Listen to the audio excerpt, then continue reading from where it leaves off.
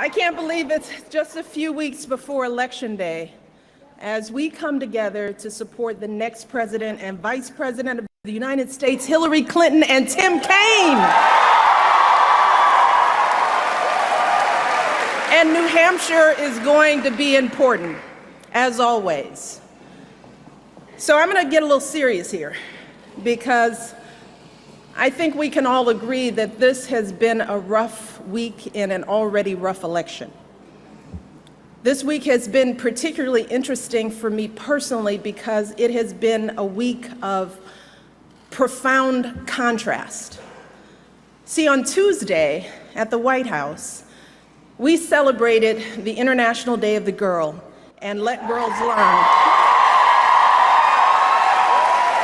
And it was a wonderful celebration. It was the last event that I'm going to be doing as First Lady for Let Girls Learn. And I had the pleasure of spending hours talking to some of the most amazing young women you will ever meet, young girls here in the US and all around the world. And we talked about their hopes and their dreams. We talked about their aspirations. See, because many of these girls have faced unthinkable obstacles just to attend school, jeopardizing their personal safety, their freedom, risking the rejection of their families and communities. So I thought it would be important to remind these young women how valuable and precious they are. I wanted them to understand that the measure of any society is how it treats its women and girls.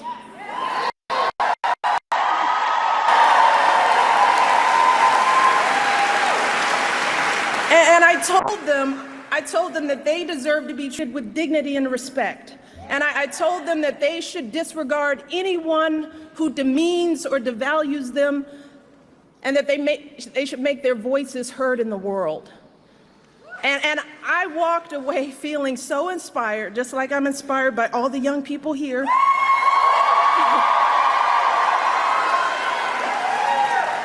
And I was so uplifted by these girls. That was Tuesday. And now here I am, out on the campaign trail in an election where we have consistently been hearing hurtful, hateful language about women. Language that has been painful for so many of us, not just as women, but as parents trying to protect our children and raise them to be caring, respectful adults. And as citizens who think that our nation's leaders should meet basic standards of human decency.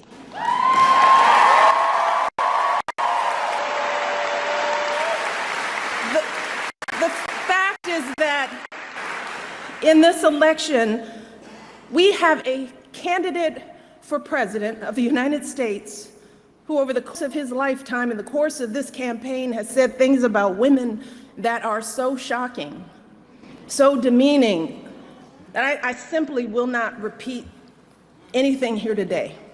And last week, we saw this candidate actually bragging about sexually assaulting women. And I can't believe that I'm saying that a candidate for president of the United States has bragged about sexually assaulting women.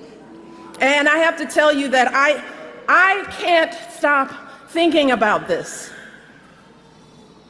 It has shaken me to my core in a way that I couldn't have predicted.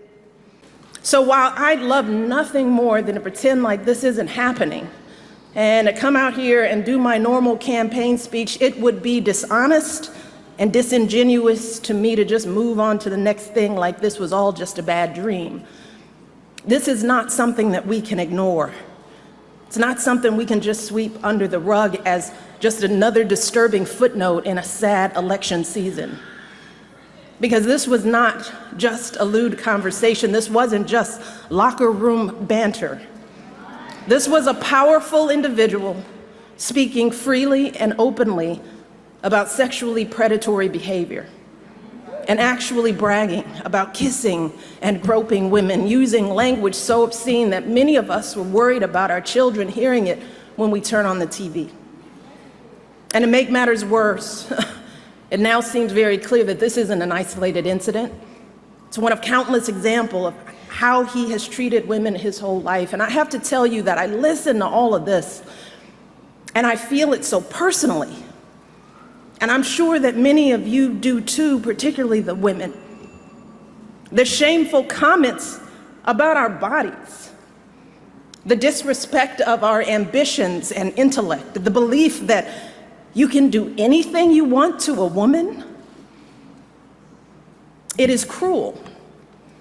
It's frightening. And the truth is, it hurts. It hurts. It's like that sick, sinking feeling you get when you're walking down the street, minding your own business, and some guy yells out vulgar words about your body.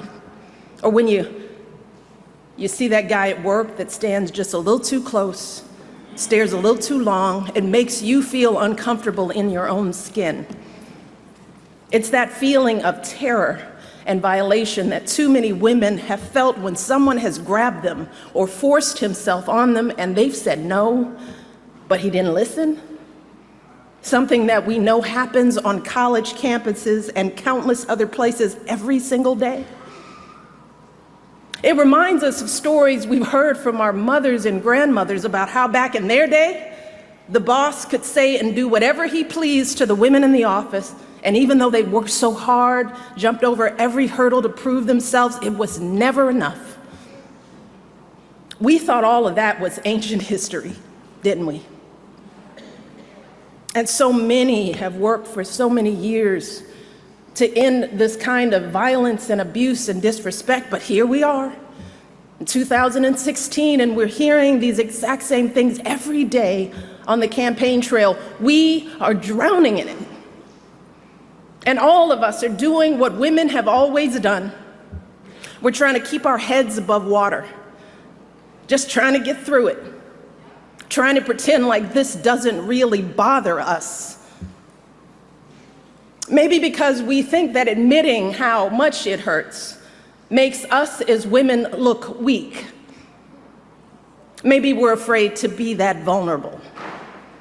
Maybe we've grown accustomed to swallowing these emotions and staying quiet because we've seen that people often won't take our word over his. Or maybe we don't want to believe that there are still people out there who think so little of us as women.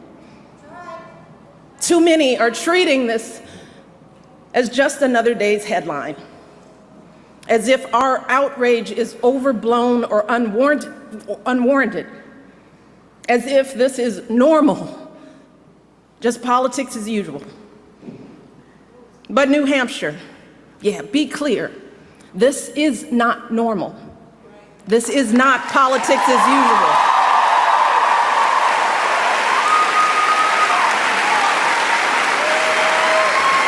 This is disgraceful. It is intolerable. And it doesn't matter what party you belong to, Democrat, Republican, Independent, no woman deserves to be treated this way. None of us deserves this kind of abuse.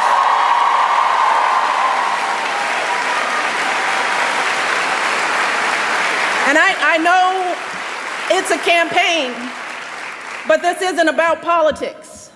It's about basic human decency. It's about right and wrong.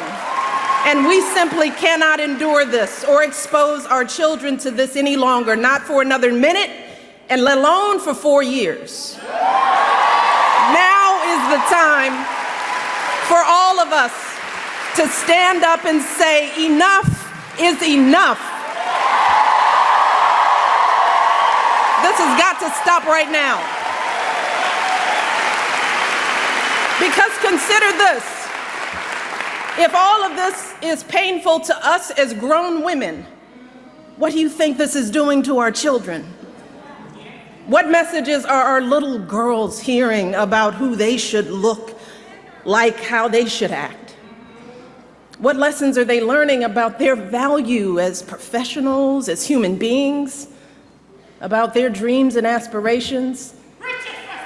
And how is this affecting men and boys in this country? Because I can tell you that the men in my life do not talk about women like this, and I know that my family is not unusual.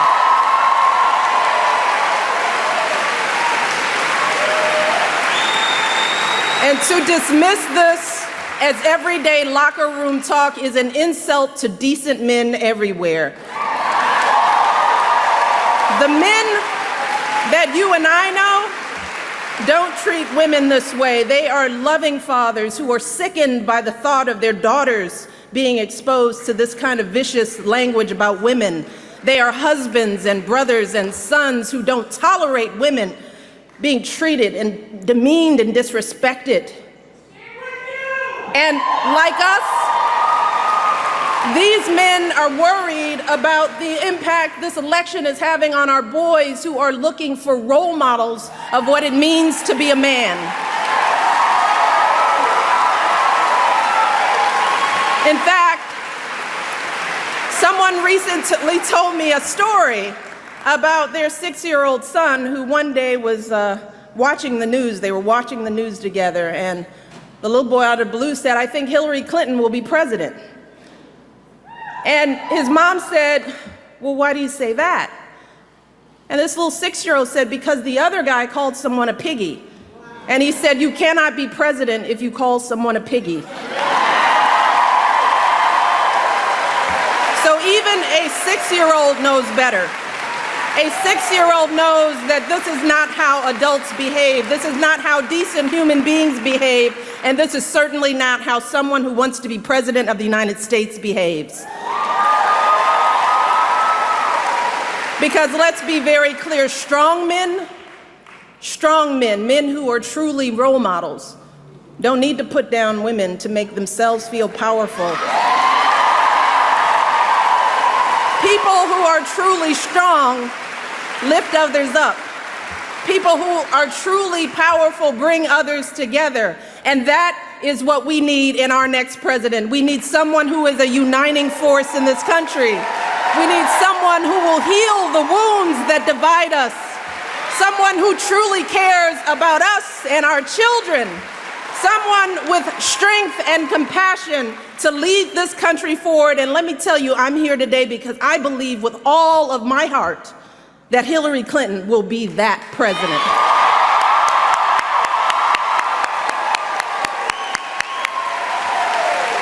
See, we know that Hillary's the right person for the job because we've seen her character and commitment, not just in this campaign, but over the course of her entire life. The fact is that Hillary embodies so many of the values that we try so hard to teach our young people.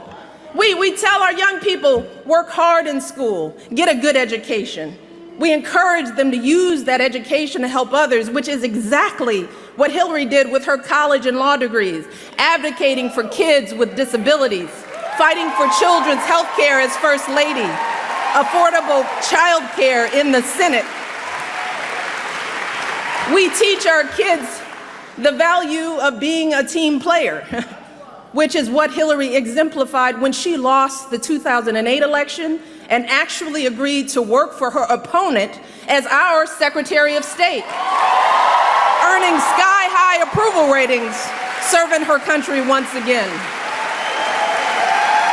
We also teach our kids that you don't take shortcuts in life and you strive for meaningful success in whatever job you do.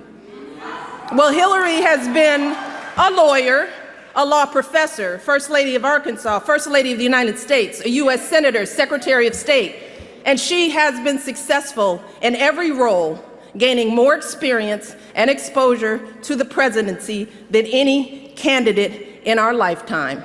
More than Barack, more than Bill, and yes, she happens to be a woman.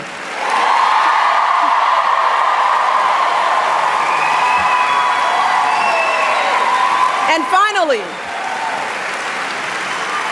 we teach our kids that when you hit challenges in life, you don't give up, you stick with it.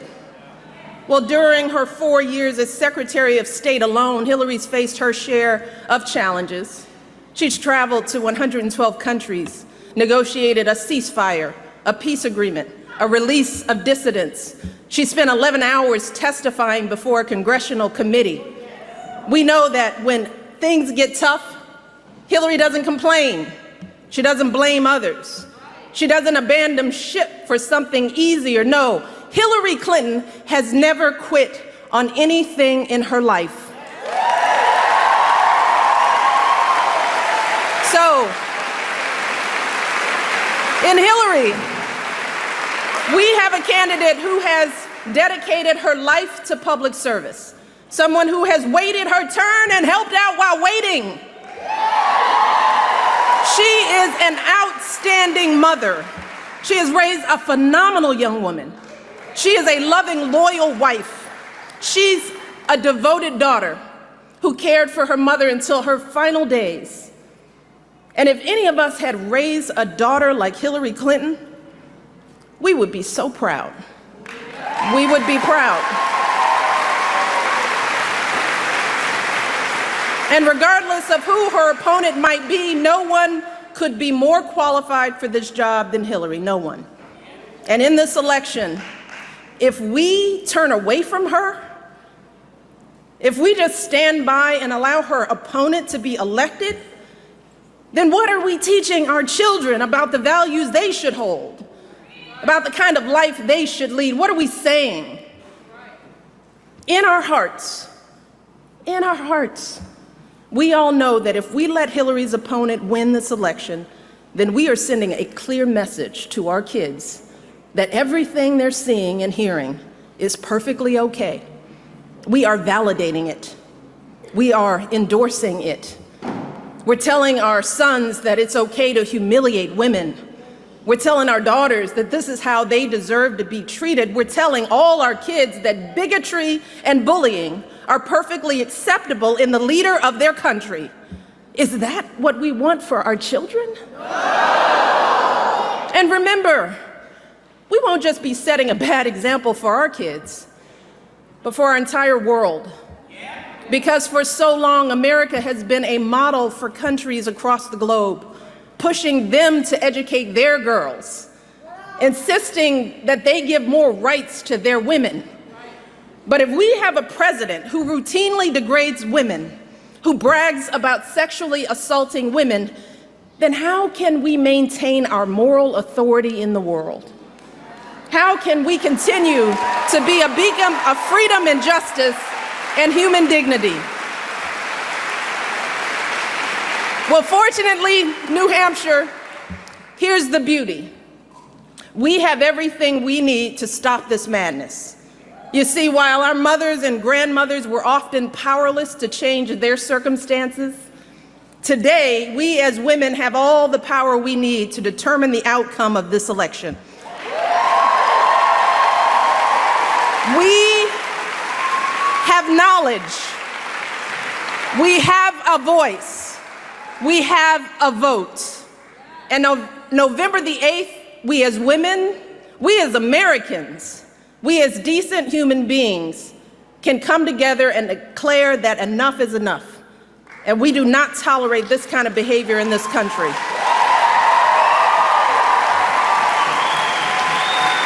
Remember this.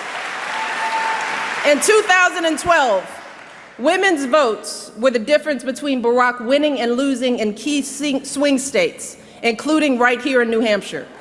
So, for anyone who might be thinking that your one vote doesn't really matter, or that one person can't really make a difference, consider this. Back in 2012, Barack won New Hampshire by about 40,000 votes, which sounds like a lot. But when you break that number down, the difference between winning and losing this state was only 66 votes per precinct. Just take that in. If 66 people, each precinct, had gone the other way, Barack would have lost. So each of you right here today could help swing an entire precinct and win this election for Hillary just by getting yourselves, your families, and your friends and neighbors out to vote. You can do it right here. But you could also help swing an entire precinct for Hillary's opponent with a protest vote or by staying home out of frustration. Because here's the truth. Either Hillary Clinton or her opponent will be elected president this year. And if you vote for someone other than Hillary, or if you don't vote at all, then you are helping to elect her opponent. And just think about how you will feel if that happens. Imagine waking up on November the 9th and looking into the eyes of your daughter or son, or looking into your own eyes as you stare into the mirror. Imagine how you'll feel if you stayed home, or if you didn't do everything possible to elect Hillary. We simply cannot let that happen. We cannot allow ourselves to be so disgusted that we just shut off the TV and walk away. And we can't just sit around wringing our hands. No, we need to recover from our shock and depression and do what women have always done in this country.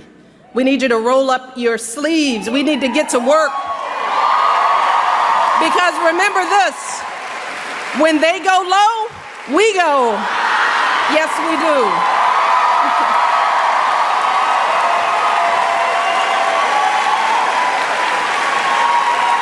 And voting ourselves is a great start, but we also have to step up and start organizing. So we need you to make calls and knock on doors and get folks to the polls on Election Day and sign up to volunteer with one of the Hillary campaign folks who are here today just waiting for you to step up. And young people, and not so young people, get on social media. Share your own story of why this election matters, why it should matter for all people of conscience in this country. There is so much at stake in this election. See, the choice you make November 8th could determine whether we have a president who treats people with respect or not, a president who will fight for our kids, for good schools, for good jobs for our families or not, a president who thinks that women deserve the right to make our own choices about our bodies and our health or not. That's just a little bit of what's at stake. So we cannot afford to be tired or turned off. And we cannot afford to stay home on Election Day. Because on November the 8th, we have the power to show our children that America's greatness comes from recognizing the innate dignity and worth of all our people. On November the 8th, we can show our children that this country is big enough to have a place for us all, men and women, folks of every background and walk of life, and that each of us is a precious part of this great American story. And we are always stronger together. On November 8th, we can show our children that here in America, we reject hatred and fear. And in difficult times, we don't discard our highest ideals. No, we rise up to meet them. We rise up to perfect our union. We rise up to defend our blessings of liberty. We rise up to embody the values of equality and opportunity and sacrifice that have always made this country the greatest nation on earth.